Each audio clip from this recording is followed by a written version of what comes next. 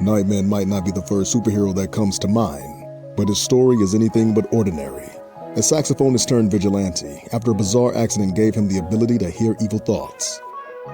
Nightman's journey takes unexpected twists across comics, TV, and even crossover with Marvel's biggest heroes.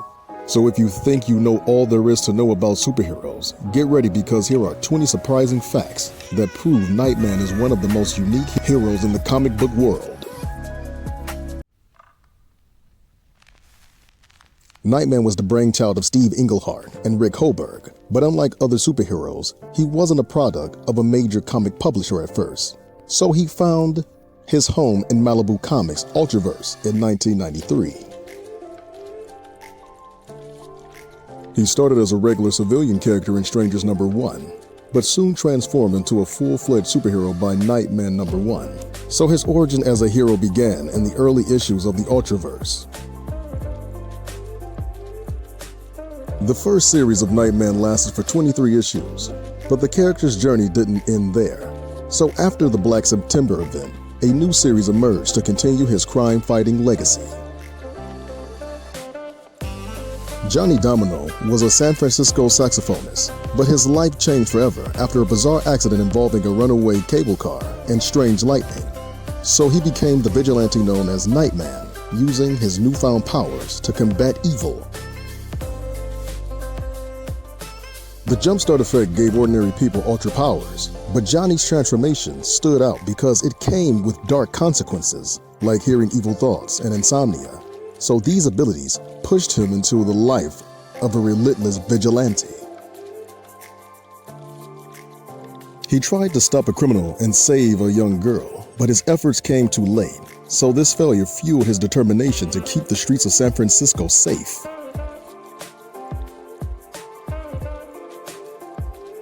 Nightman faced off against dangerous foes like Mangle, but even more sinister threats emerged, including the sorceress Rian. So his battles spanned from street crime to supernatural forces. He wasn't always a lone hero. Nightman formed alliances when needed, but his partnership with the Freaks stood out because they were misunderstood teen ultras like him. So they teamed up to take down their enemies.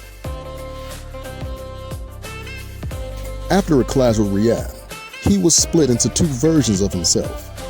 So one half ended up transported to the Marvel Universe during the Black September event. Nightman was part of the Ultraverse, but his story intersected with the Marvel Universe on several occasions. So he fought alongside or against icons like Wolverine and Gambit in special crossover issues. The one-shot Nightman vs. Wolverine brought together two very different worlds. But it wasn't just a typical superhero clash. So it showcased how even the lesser-known heroes could hold their own. Teaming up with Gambit may have seemed unlikely, but it created a unique dynamic in their limited series. Nightman's origin was slightly altered for the animated Ultra show, but his core story remained recognizable. So this adaptation introduced the character to a new audience through a different medium.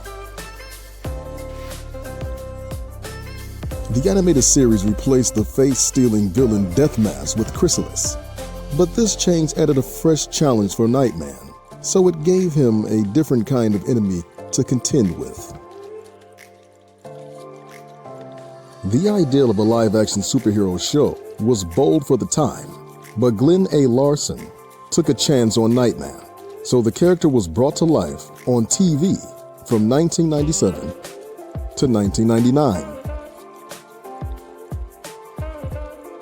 Mac McCone wasn't a household name, but his martial arts background made him a suitable choice for the role of Nightman, so he became the face of the character for the TV audience. The TV show diverged from the comic in some ways, but Nightman's creator Steve Englehart remained involved, so he wrote 3 episodes to ensure the character's essence was captured. The character's costume in the TV series was notable for his distinctive black suit and visor, which helped him enhance his night vision. Despite its cult following, the TV show only lasted for 2 seasons with a total of 44 episodes.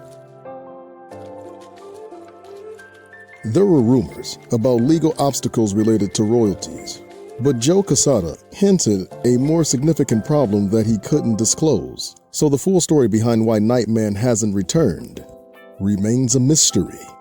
Nightman's journey from the pages of comic books to the screen reflects a unique blend of creativity and storytelling. But his legacy as an unforgettable character is often overshadowed by more prominent superheroes. So, as we look back on his adventures, we're reminded that every hero, no matter how obscure, has a story worth telling. What do you think? Could Nightman make a comeback in today's superhero landscape?